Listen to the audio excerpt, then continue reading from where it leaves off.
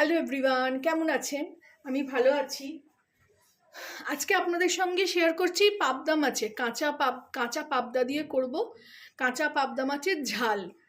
তো যেরকমভাবে আমি করব সেটাই আপনাদের সঙ্গে আজকে শেয়ার করব। প্রথমে আমি কড়াইতে তেল দিয়ে দেবো। কাঁচা করব, সেহেতু ভাজার জন্য বেশি তেল চাই না, শুধু এরম দুপলাই তেল দেবো। আর মাছটাকে দেখুন, আমি এই যে পাবদা মাছ, এতে আমি গন্ধরাজ লেবু আর গন্ধরাজ লেবুর জেসটা, ওপরে খোসাটা গ্রেট করে মাখিয়ে রেখেছি। এতে আমি একটু নুন আর হলুদ দিয়েও মাখিয়ে দেবো।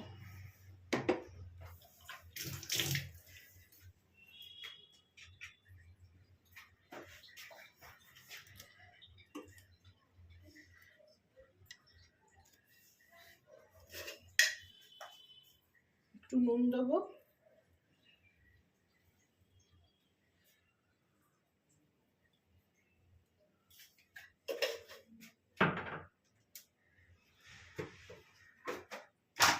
আর একটু হলুদ দেবো।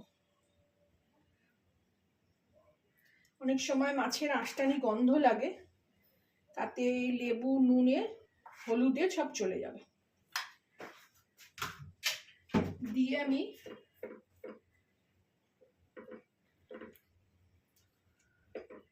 ভালো করে এটাকে মাখিয়ে নেব।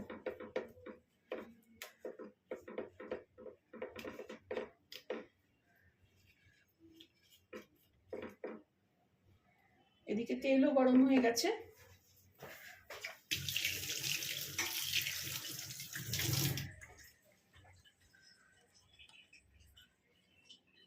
তেলে আমি আগে একটু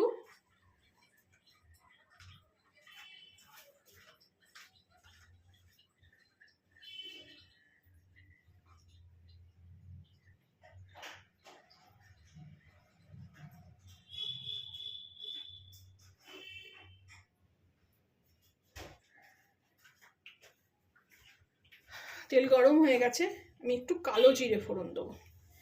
কালো জিরেটা এরকম হাতে নিয়ে এরকমভাবে একটু ঘষে নেব, তাতে কি গন্ধটা ভালো আসে। আর তার সঙ্গে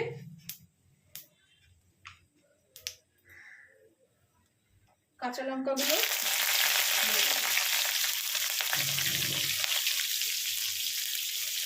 একটু পেঁয়াজ কুচিয়ে রেখেছিলাম সেটা দেব। এটা একটু ভাজা হোক, তারপরে পেঁয়াজ একটু গ্রেট করে রেখেছি সেটাও দেবো।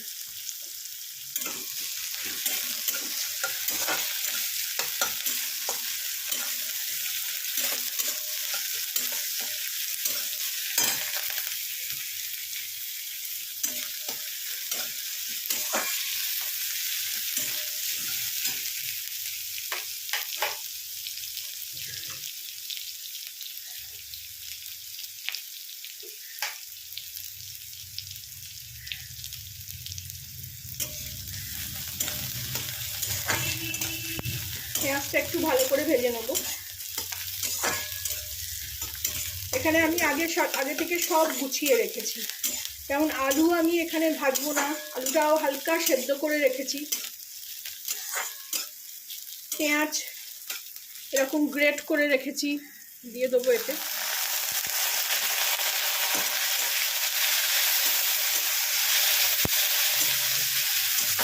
একটু সামান্য জল দেবো।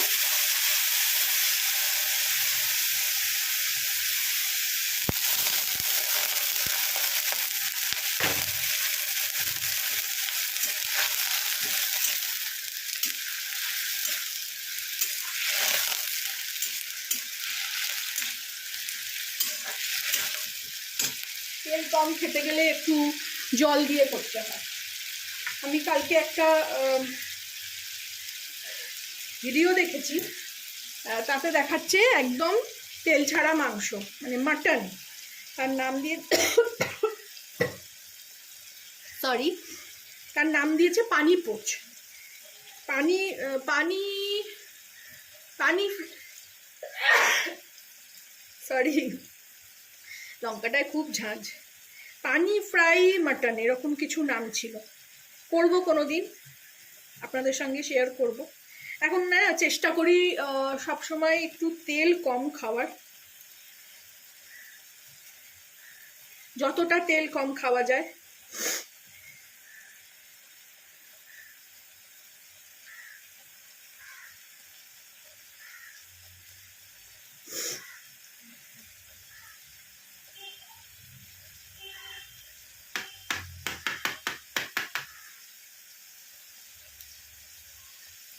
মাছে আমি তেমন রসুন দিই না, রসুন দেবো না, একটু আদা দেবো।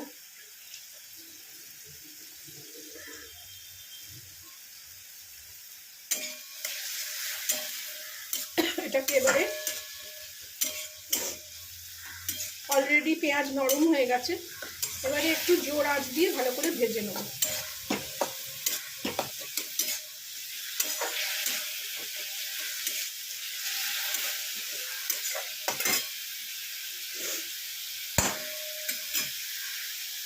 ভেজে নিয়ে ফেরত আসছি। দেখুন পেঁয়াজ ভাজা হয়ে গেছে,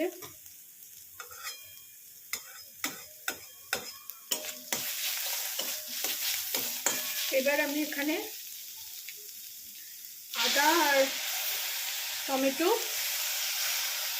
ক্রাশ করে রেখেছিলাম সেটা দিয়ে দিলাম, আর একটু আদা দেব।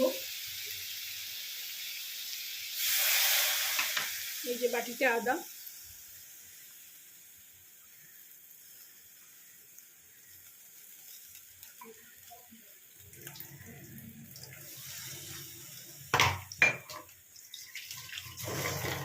এবার শুকনো মশলাগুলো দেব। শুকনো মশলা বলতে শুধু আমার হলুদ আর লাল লঙ্কার গুঁড়ো,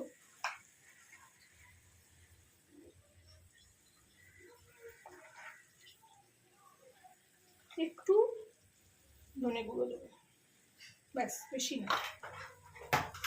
লাল লঙ্কাটা শেষ হয়ে গেছে, এই বাটিতে খুলি তারপরে দেবো। ততক্ষণ এটা ভালো করে কষিয়ে নিয়ে ফেরত আসছি। ভালো করে কষাবো, এবার এটাকে একটু কাশ্মীরি লঙ্কাও দিয়ে দিই, ঢেলে নিয়েছি। একটু লাল লাল দেখতে হবে, ভালো লাগবে, বেশি দিলাম।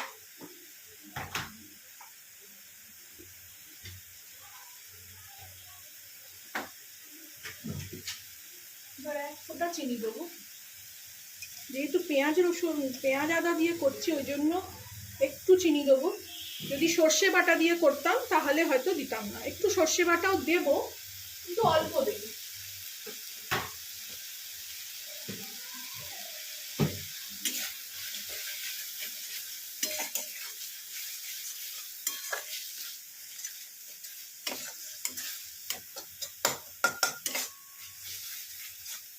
এইভাবে পেঁয়াজ টমেটো ক্রাশ করে নিয়ে দিলে ঝোলটা একটু ঘন হয়। আর তাছাড়া আমি আলুটাও সেদ্ধ করে রেখেছি।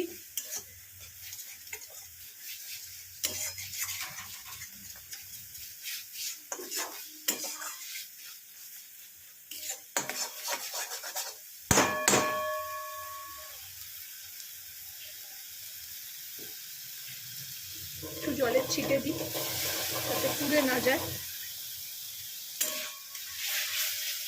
আঁচটা আমার জোরেই আছে, যেহেতু মশলাটা কষাচ্ছি।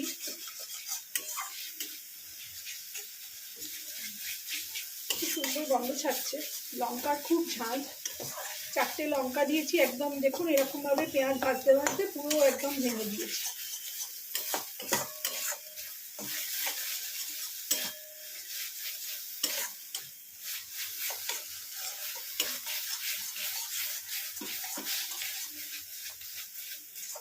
এবারে আমি আলুগুলো সেদ্ধ করে রেখেছি দিয়ে দেবো।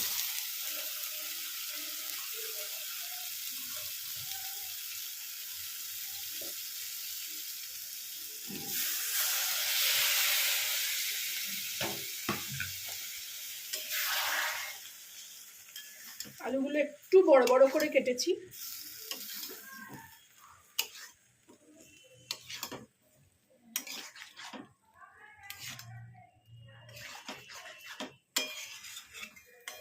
তার সঙ্গেও আলুটার সঙ্গেও মশলাটা ভালো করে কষাবো।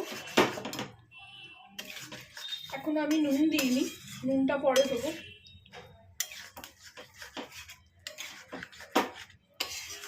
ভালো করে এর সঙ্গে আলুর সঙ্গে কষিয়ে নিয়ে আমি ফেরত আসছি। দেখুন কষিয়ে নিলাম। এর মধ্যে আমি এবার একটু সর্ষে আছে, সর্ষের গুঁড়ো, সেটাই জলে রেখেছি, একটু দিয়ে দেবো।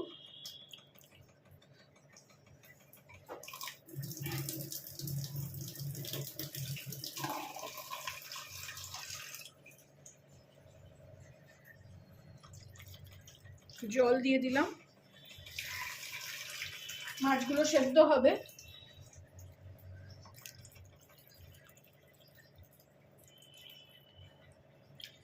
আর দেবো না।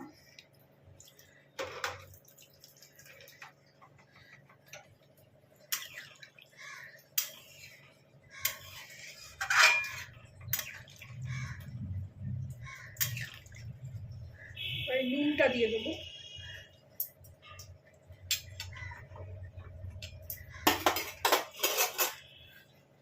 রংটা বেশ ভালোই লাগছে।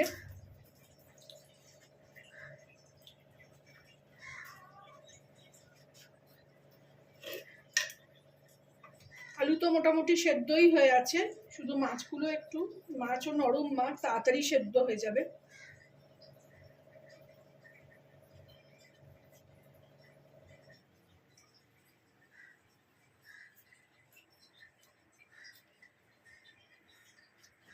নুনটা স্বাদ মতন দিয়ে দিলাম।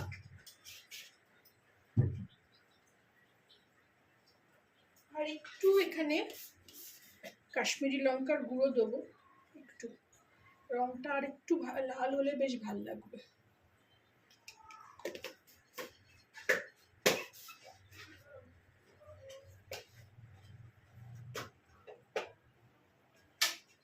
রান্না যখন আমি করি, মানে একটু খুব হয়তো শর্টে সারটাম, কিন্তু একটু তরিবাতি না হলে, একটা তরকারি করব, সেটা যদি একটু ভালো না হয় খেতে ইচ্ছে করে না আমার। ছেলেমেয়েরা হয়তো খেয়ে নেবে, কিন্তু আমার ভালো লাগে না।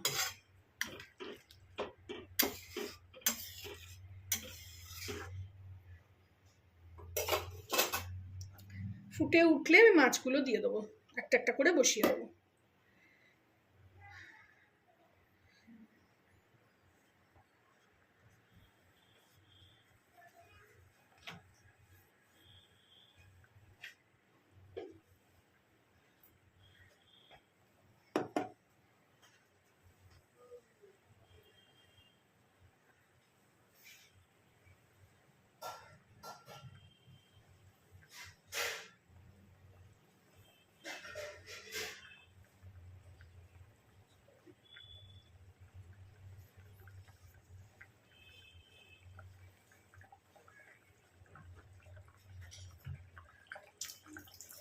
ফুটে উঠেছে তরকারি, মানে ঝোলটা।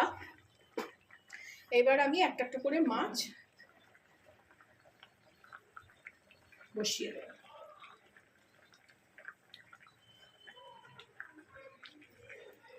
আগে কাঁচা মাছ করতে ভয় পেতাম, যে জানি না খেতে পারবো কিনা, কিন্তু বাংলাদেশি অনেক ভাইয়া আপুকে দেখেছি যে এরকম কাঁচা মাছের রান্না করে, সেই থেকে একটু কনফিডেন্স এসছে যে না, কাঁচা মাছ খাওয়া যাবে।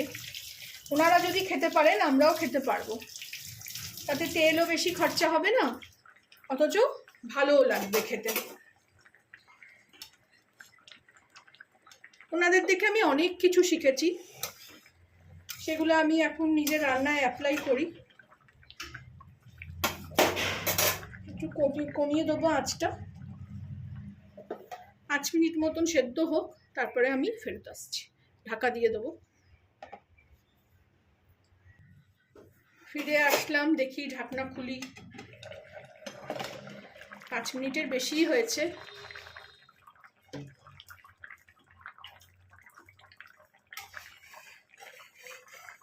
থালা ধোয়া জলটা একটু দিয়ে দিলাম।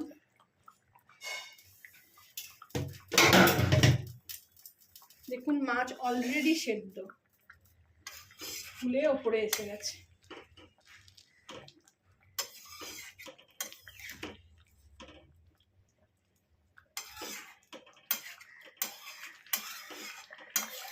এখন শুধু আমি একটু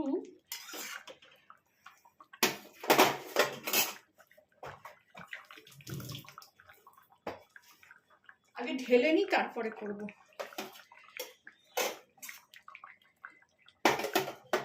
আগে মাছগুলো তুলে নিই,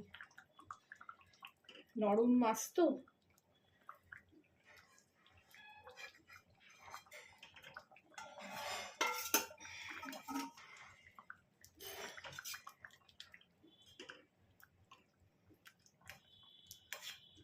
খুব টাটকা মাছটা ছিল, ওই জন্যেই আরো কাঁচা করার সাহস পেলাম।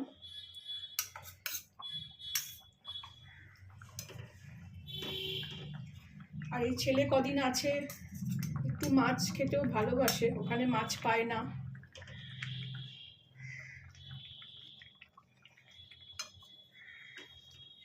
এইটা একটু ভেঙে গেছে। এইভাবে মাছটা তুলে নিলাম আগে।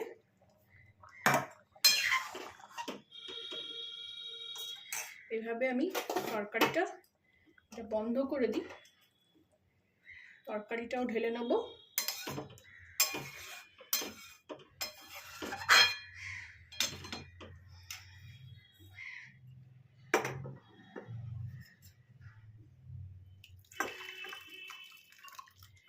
তরকারিটা আলাদা রাখলে ভালো হতো, মাছ তুলতে আবার ঝামেলা হয়ে যাবে। যাকে ঢেলে ফেলেছি, আর কি করবো।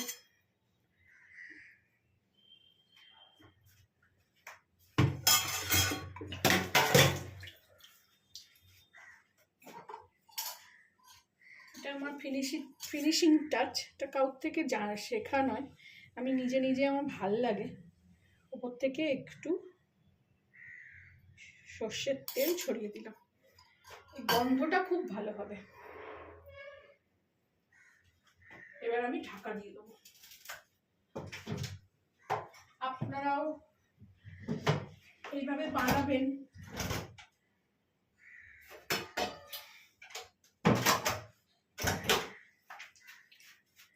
আওয়াজ এত হয়, কথা শোনা যায় না, ওই জন্য ক্যামেরার কাছে এসে কথা বলতে হয়। আপনারাও এইভাবে বানাবেন, খাবেন, আমাকে জানাবেন কেমন লাগলো। আমি যেভাবে করলাম, অনেকে অনেক রকম প্রসেসেই করে, আমি যেভাবে করলাম সেভাবে আপনাদের সঙ্গে শেয়ার করলাম। ভালো লাগলে আমার চ্যানেলটাকে একটা লাইক, শেয়ার অ্যান্ড সাবস্ক্রাইব করে দেবেন। Thank you for watching.